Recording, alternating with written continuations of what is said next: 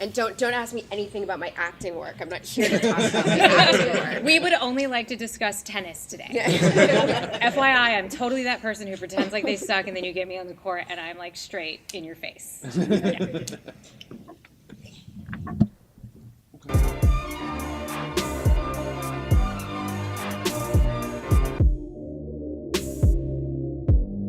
So I knew from the get-go, so they brought me in early and were like, we have this great concept for a new character on the show. It's a big secret. And I was like, oh yeah, I'll keep a secret, no problem, sign the NDA. And then it was like I got to set and no one on set knew who I was either. So it was awful because I'm a horrible liar and everyone was like, come on, you can tell me, who are you? And it was, I just wanted to wear sunglasses all the time and like not make eye contact with anyone. So I'm just extremely relieved that Danielle and I knew. yeah, you guys knew. Yeah. We're like the Council of Danielle. There was a lot of people in the Council of Danielle's who were like, we must know. Yeah. But yeah, so I'm just really relieved it's not a secret anymore. Special delivery. Oh. Wow, super pregnant. Looks like you're due about 21 days from tonight, I'd say. If I were guessing. Sweetheart, who is it? Someone sent us a diaper bag. It looks like it's a gift from someone who wanted you both to know how special you are. Someone who understands that time is precious and right now is all we've got. Relatively speaking. Dad?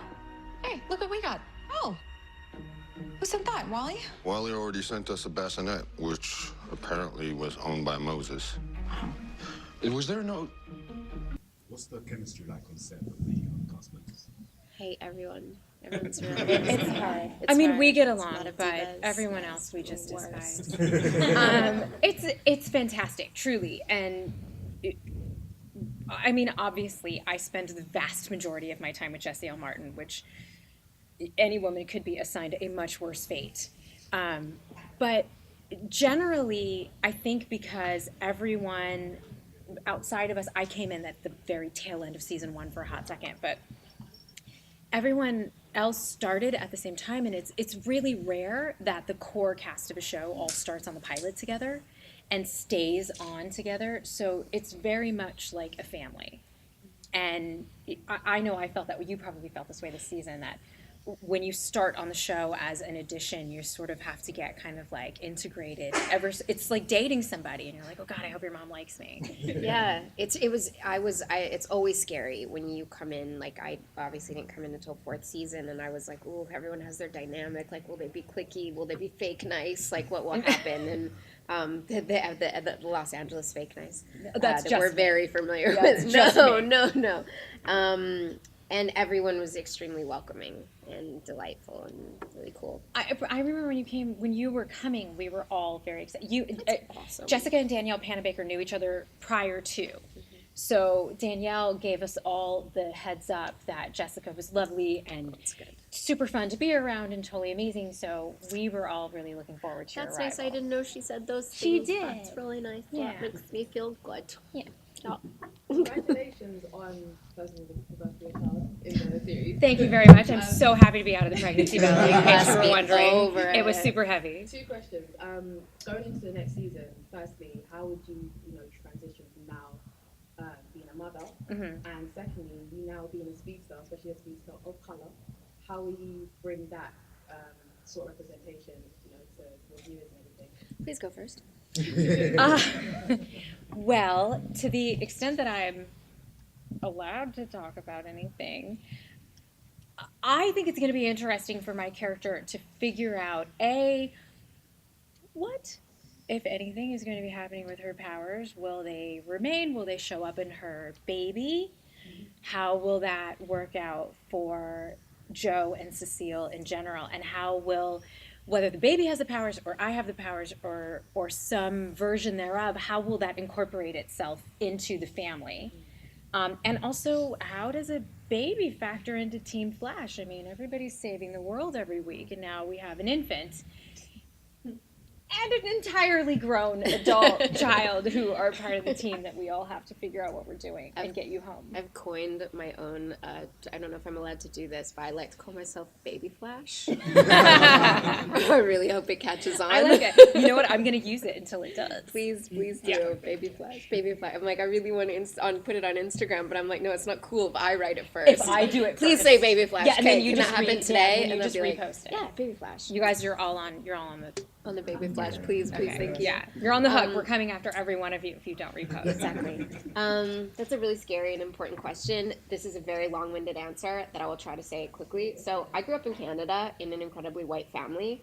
The fact that I was part black was never brought up, which I ignorantly thought when I became an adult that was great because it was never even acknowledged, we never talked about it, and because color doesn't matter. And then I moved to America where I realized like, no, color matters and culture matters, and it's important to be like, yeah, I'm part black and that's amazing. It's not like I was hiding from it or something. It just, no one ever talked about it. It was just never brought up. And so it's funny, when I moved to the States, there became that sense of like, oh, I represent to a degree women of color on screen because of the color of my skin, but it's been intimidating because I didn't grow up in the culture at all. So it's new for me, and I love being asked those questions because I'm like, whew, okay. I don't know what I'm gonna do to bring that, other than the fact that I'm just going to be there, and little girls who are of color can watch, and like, you too, it's like, can watch and go, wow, superhero that looks like me, like the same as when Black Panther came out. I mean, it exploded, and so I feel incredibly honored to be a part of that community. More people of color on Flash than were on entire networks. Like you take all of the cast members, and it's extremely unusual for a network show to have the majority of the series regulars, which is the case now, be people of color. Which is such a bummer. Yeah. Like, why? And on top of it, we get to be superheroes, which is like freaking awesome. incredible. Yeah. Guys, I think I found it. Who do you think's faster, Nora or Barry? I'm going with Nora hands down, mostly because she's sitting next to me. I would fight you. Also, second generation, she's Barry with all of Iris's smarts. Like, she's got Irish genes in there. Yeah, obviously it's a powerful combo, guys. Yeah. We all know I'm the most powerful, fast, and all of it. Yeah. I've got it. And the Wally connection. That's true. That's right. We should have considered Wally in that connection as well. Okay, it's the whole, but she's full West Allen. Like, this is what happens when West Allen becomes one. Yeah. Maybe we both got whammied. Then you know how it feels.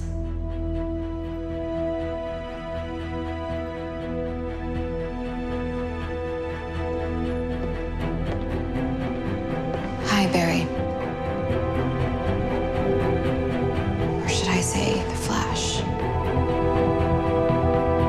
One little moment when I had that speedster moment in the episode, but literally all I had to do was this. Grant So told me, it wasn't very Grant exciting. told me that he showed you how to do your hands without looking stupid. I weirdly don't remember that. Obviously, it wasn't very helpful because I have no recollection of Grant helping me. Yeah, you do this, you do this, you do this. Try not to It's weird. When I was in LA, they take pictures. It's super weird. Anyways, they take photos of like the bottom of your feet. I was gonna say I shouldn't say that because there's probably like cult foot people now that are trying to take bottom pictures of the bottom of my feet online. Yeah, it's like it's weirdly invasive. Really? It's just, yes, They took bottom of your feet. yes. Please tell me that happened to you too, and that I'm not. Oh no. It absolutely did not happen in any way, shape, or form. I don't know what to say it's now. just you. I gotta call my agent. With your powers over the last season, either how difficult was it or how much fun did you have doing parodies of other characters? Both. Both. It was difficult because as an actor, you learn lines. The very first thing you learn as an actor is it's all about listening and responding and what's happening in front of you. And then when you play somebody who reads people's minds, you're responding to yourself all the time. So that part was really hard. And I hope I was successful at it. I worked really hard at making sure that when I was sort of doing an impression, if you will, of the other actors on the show, that it was certainly an homage and not, in any way, caricaturizing them. But that part was really, really fun. And I have a pretty strong background in terms of scripted comedy, so like anytime Flash lets me be funny, I'm always really happy about that. So my favourite was the pizza dude, hands down. Thank you. It was my favorite as well. I had far too much fun that day. Stretching. So you think this hormone is stretching her meta powers? Yes, I think instead of just reading people's minds, she's now inhabiting them. Great. That's great. I mean, that's just one more thing for me to talk about at therapy. I mean, can you believe what Dr. Finkel said this morning? Babe, we didn't see her this morning. I did. She thinks that I'm repressing something. I mean, repressing something? How crazy is that? Oh my God, this Erlenmeyer flask is covered in water spots. Yeah, she's definitely me.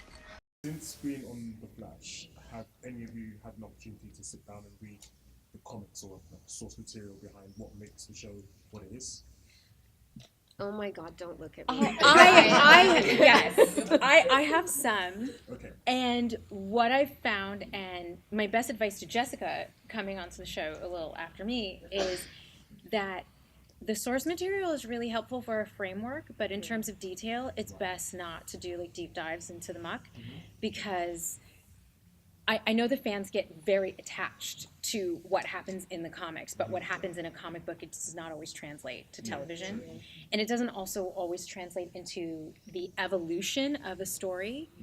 And if we stayed stuck with it, like I wouldn't get to be Cecile, because Cecile would be a redheaded Irish woman who wore a big hat and who was only ever in court, so...